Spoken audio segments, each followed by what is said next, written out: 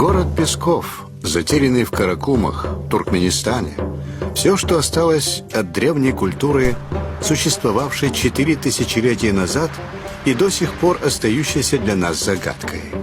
Команда археологов начала раскопки некрополя, огромного, богато украшенного кладбища рядом с городом. Поразительный и невероятно развитый мир медленно появляется из песка.